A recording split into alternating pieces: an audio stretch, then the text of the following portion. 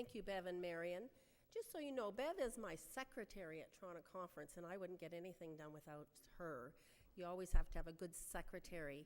And Marion, thank you for filling in for Kathy. That's what UCW people do so well. Kathy's at the hospital with her son who's having his, well, he's not having it, she's having their first baby. She has other grandchildren, but Doug's and his wife are having their first child. So they're up there, and thanks for filling in, Marion. It's so nice to be here and taking part in this Collier United Church Women's Sunday, especially since this place and the UCW here and this church was a part of my life for 16 years. Memories that I have been holding on to strongly since I left last June, memories that have kept me going into the next stage of my life. This will be a service where we think of the Collier United Church women, and we'll also think of the 40,000 other United Church women across Canada. And we will be thinking about who they are, what they do, and who they will be in the future. But it is also a service where all of you here, UCW or not, will perhaps look at yourselves too and say, who am I? What can I do? What will become of me in the days ahead? What I want to say today, I may focus and reflect on UCW, but I hope all of you go away today with positive thoughts about yourself, about the church you belong to, the groups you are involved in, even if it isn't UCW, and that you will go away knowing that you are loved in this place, and that you are willing to go out into a world and share that love with others. Norman Vincent Peale, who was a famous pastor over the years, challenged a lot of the thinking of theology, and he wrote The Power of Positive Thinking. But he recalls a story with his father one time when they were sitting on a hill waiting to watch the Halley Comet. And as it was coming and it was over, Norman said to his dad, "Is there any chance I'll see the next one in 75 years?" And Norman's father said, "It is really irrelevant, Norman. It's what you do between the two seeings that's important. It's what you do with your life for God and for others. It's the in-between days of your living and dying that is important." I like to think of United Church women as women who are called, just like all of us and just like Norman, to make the best of their in-between days, the best of the beginning to the end. And who are these United Church women? Well, I'll tell you, they're like all of us. They come in different sizes, different shapes. Some have different colored skins, and I know many of them over the years have had different colors of hair. But they also come as elders and stewards, session members, Sunday school teachers, choir members, treasurers, secretaries, presidents, chairs, caregivers, visitors, dishwashers, and the list goes on. They are the women you rub shoulders with in this church. And what kind of characters are these women? Well, let me tell you. They are women with roots. Many of them grew up in wonderful programs like the Canadian Girls in Training, and Helen could tell you about that one. Or they grew up in youth groups, or they grew up in Sunday programs, or people who watched them grow through their faith. Many of them are very old now, but many are still young. But they grew up in a church, and some are brand new to a church, and they grew up with people that gave them roots. I know of some of the people who can't be here today because they are elderly and they're maybe shut in, or they're in a hospital, or they've moved away to a different community to be near to their families.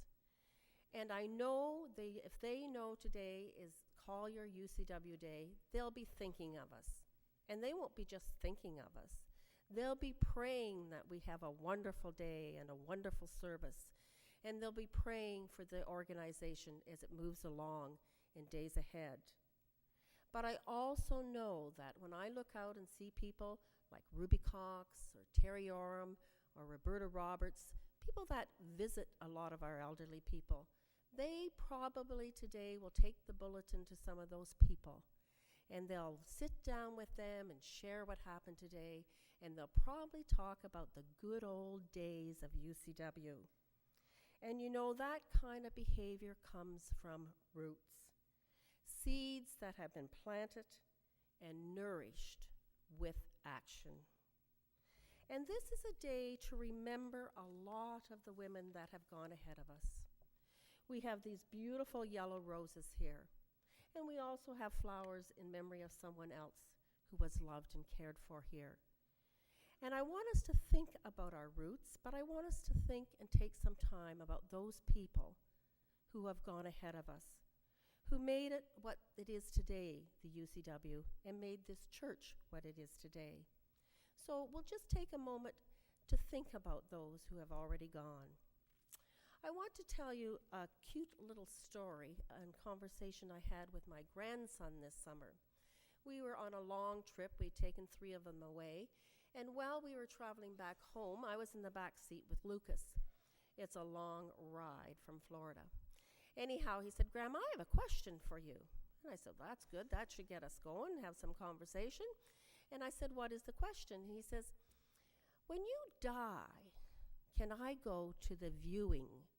He said, "I heard only the important people can go up for the viewing." And I said, "Well," I wasn't expecting that question. "Well, I would say, yes, you can go up for the viewing because you are one of the closest people in my life. And when you come up to the viewing, what do you think you're going to say?" He says, "You got to say something?" I said, "Well, you may not going to say anything, but you at least have to think something. What do you think you'll think?" So he thought it for a minute, and then he said, "You know what, Grandma? I think I would say, 'I miss you, Grandma,' and say hello to Jesus for me." What a great answer. And I know for many of you here, we are missing those people that we worked with, perhaps washed dishes, or led in a group with, or sat with beside a pew here. And I want us to think about those people. You know who they are. You've been with them. I can't help but have the memory of Lillian Marshall, who was Tom Kay's mother-in-law, Tom Marshall's grandmother. She could hardly see, and she'd come to a meeting with the most beautiful worship service possible, and we'd leave uplifted by what she had brought. I think of Grace Ross covered in flour in the kitchen while we're making pies when she forgot to put the towel over top of the machine when she pressed the button. I think of Eleanor Elliott at the desk, such a welcoming person, so much in love with her church and wanting everyone to love it as well. And all of you have your people that you remember. And I know you miss them. I miss them too. But you know, they have said their hellos to Jesus. For they have made their in-between days count for others, count for you, and count for this church. They have given roots, and we say thank you to them all. United Church women also like to serve, and they serve with love. One night, a grandmother had put her children to bed and grandchildren to bed. I'm sure she was a United Church grandmother. And after they had kisses and hugs and prayers, she left the room. But she heard the oldest one say something. They started to chat back and forth. And the youngest one had said, "I can't go to sleep. I think I'll count sheep." And the older one in a loud voice says, "Oh, don't count sheep. Be like Grandma. Talk to the shepherd." And I feel the United Church women have been talking to the shepherd for years, for they have been the hands and the feet and the heart of the shepherd in a society that we live in now. I saw a cute cartoon not long ago where a young boy was in the backyard playing with his friend, and he said, "My Sunday school teacher says I'm supposed to follow Jesus everywhere, but my mother says I'm not allowed out of the backyard." But thank goodness UCW people have followed the shepherd out of the backyard. And I know many of you out there have taken your faith out into your community and into the world. Fortunately, they have used, the UCW people, have used the in-between days of Jesus so that they have had something to follow. Christmas is a wonderful season. I love Christmas, and I love to think about the birth of Christ. And I also know now we have moved into Lent, and Easter is a wonderful part of our faith. But for me, and probably for countless others, my faith journey is molded on the in-between days of the birth and the death, the in-between days of Jesus that mold my faith and help me to live. His life was well lived. He told stories and he showed love. His in-between days are days to follow. He fed the thousands. He healed the sick. He forgave the prodigal son. He wanted the children near him. He went to people's homes. He ate with them. He loved the Samaritan more than himself. He touched the untouchables. He told the rich to share with the poor. He forgave those who were against him, and he loved without limits or boundaries. I think the United Church women have learned from his in-between days. Their organization has been strong and has been good for many people. They have been the hands and feet and heart in many places, and they have planted seeds for generations yet to come. They have worked hard, and their in-between days have been full of driving people to meetings or taking people who are sick to the hospital, teaching the young, organizing fairs and dinners, cleaning the church and feeding the hungry, and the list goes on. They have been the feet and hands and heart for this church, community, and world. They also are women who like to learn. We all like to learn something new. And they have study groups, and they have devotions on their missions, and they have compassion, and they understand poverty and social injustice issues. And especially at the Presbyterial and conference and national level, they really unite to fight the wrongs of this world. And they have a fair amount of power. They write a lot of letters on many issues, and they stand up for themselves. I was at a meeting not too long ago, and somebody said that Stephen Harper is not afraid of anyone more than United Church women. They write so many letters, they send in so many petitions, but they do all of this, following it up with loving action. So that's a good reputation to have. So we give thanks to the United Church women here who have, from roots, become people who learn and people who serve. And also, United Church women are pretty practical. I want you to read a little story. This was a book that was written for the 50th anniversary, which we just had. And it's called A Tale of Talents. And it talks about a lot of groups in the church, but at the end it emphasizes the UCW. Once upon a time, there was a small fire in the broom closet of Collier United Church. The church secretary ran immediately to the office to save the historical rolls. The property and caretaking committee wondered whom they should contact to obtain a permit for an open fire. The church librarian ran to the library to consult the new book, Flames of the Spirit. The worship and music committee wondered if God would speak from a burning broom closet. Oh, the membership committee were delighted. They hoped the smoke would attract a large crowd. The choir saw the fire and began to sing, "Fire's Burning." The mission and outreach committee, who were very busy preparing the next issue of the newsletter, stopped the presses in order to include a report from the fire. The custodian wondered how he was going to clean up with no brooms. The trustees consulted the insurance policy to see whether or not a fire in a broom closet of a church was considered an act of God. The finance committee worried about the bill. The ministry and personnel committee wondered if the staff contracts would still be binding if there was no building for them to work in. The UCW noticed the fire, grabbed a fire extinguisher, and put it out. For 50 years, UCWs across Canada have been putting out church fires, and on many occasions when necessary, they have served as the spark to light a few more. They have found the resources to meet many things that need to be done in churches. They have kept in small churches, they have kept the churches alive by paying salaries. They have changed people's lives, and all of us have been motivated by them to help in all the projects they endeavor to do. They are wonderful women, and they are practical. But most of all, they are women of faith. The story is told of the farmers out west who were not getting enough rain, and they decided that perhaps they should all get together and meet in the town center and pray for rain. So all of those who are of a religion gathered together.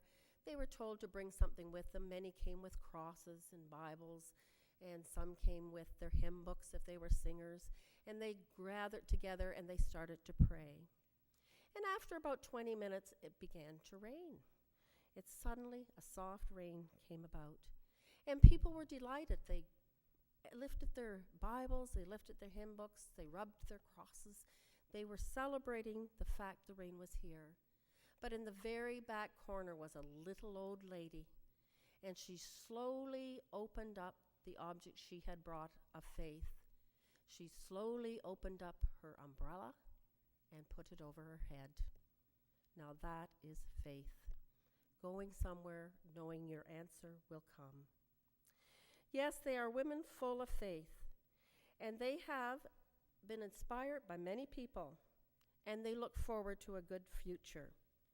They are a very smart organization, for they enjoy fellowship, and they really do enjoy each other. And I've been to meetings where they have a good time, and that fellowship goes out into other groups. They study together, and they serve, and they witness as a group and as individuals. They are strong in their faith, and they know who they belong to and who shepherds them. So we have looked at United Church Women today, and that church women group has been together for 50 years. And they have been not unlike the rest of us, following the shepherd, loving their neighbor, being the light in a dark world, and salting the earth with love. But I'll tell you, they have not done it alone.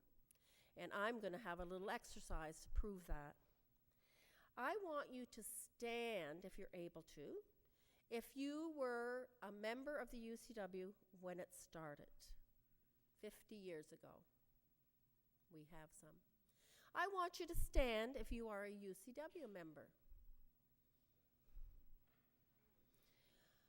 I want you to stand if your mother, sister, aunt was a UCW member, or grandmother. I want you to stand if you have ever helped with a supper, a bazaar, or a fair, or any project the UCW has tried to do. You stay standing if you're up. Stay standing. Don't sit down. And this one will get you all standing. How many have ever attended a funeral where the UCW has prepared the lunch? Up you go. And if you haven't, how many are here to say thank you to a UCW at Collier? Please stand.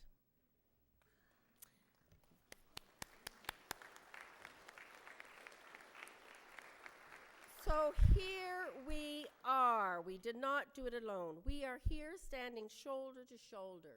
Some of us have chose to be a United Church member, and some of us have chose to be helped or touched by an organization in our church. We stand here together, shoulder to shoulder, in a place we love, a place where people are important to us, and it's important that we love each other.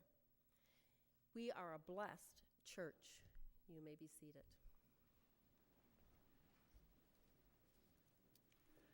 I want to close today with one final thought. There are great changes happening in all churches across the conference. And when I go around, I see small churches, difficult times. They don't know if they're going to be able to stay together. Some UCWs are down to 4 or 5 people, but they look after each other, and they still pray for what's happening in the United Church. There are lots of changes, and they are big changes. It's numbers and tasks and money, and they are changes that are going to come to everyone. But you know, in 1962, and it took 10 years of the WA and the WMS, 2 other ladies groups, to form the UCW. It took them 10 years to finally get together. I remember my mother, she wasn't going to have anything to do with it because she thought it was crazy. But she's 93 now and has belonged to a group for 51 years almost. So anyhow, they did come together, and for their 50th anniversary, which they just celebrated, they thought they'd have a project. They'd raise some money for Moragora, which is a community in Africa for midwives, so people could be trained to be midwives. They aimed for $50,000, which was equal to 50 years in a way. They raised $268,000. So thank goodness change came. And with that change, all of those people worked together as they had in years gone past, and the project was a success. I know change is difficult, and this happens a lot of places, and I know age and numbers are something we worry about. But you know, when we got the new hymn book, there were so many people concerned that we would have never sing Trust and Obey anymore, or you will your anchor hold. There were things that were going to be left behind. But how often are we so happy to sing, come in and sit down, you are a part of the family. Or we sing, I have called you by your name, you are mine. Or the last one we will sing today, I am the Lord of the sea and sky. I have heard you calling in the night. Wonderful hymns. And if we hadn't had that change, we would have missed them. So I know UCW and churches will adapt to change.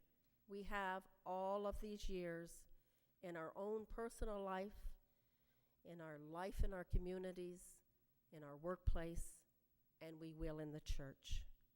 I know we will adapt, and even more so in the church, for there is an overall plan.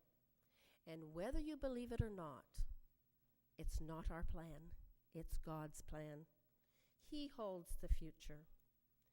All we need to do as UCW and as church members is to continue to love our neighbor as ourselves, to be a light in a very dark world at times, and to be the salt, that is the love that flavors the world we live in. All we need to do is witness, study, fellowship, and serve each other. It will be enough. I know it will be enough. Thank you. Let us pray.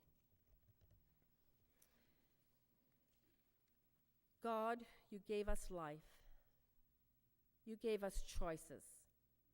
May we respond to the faith that has been growing in us for a number of years. May we make choices in our in-between days, our days of living and our days before we die. May we make choices to love without borders and to make this a world a better place for all people. Amen. We are going to sing together a new hymn. It's from More Voices United, yet another new book, and someday perhaps all of those will be in our pews as well. But the words for the song are in your bulletin.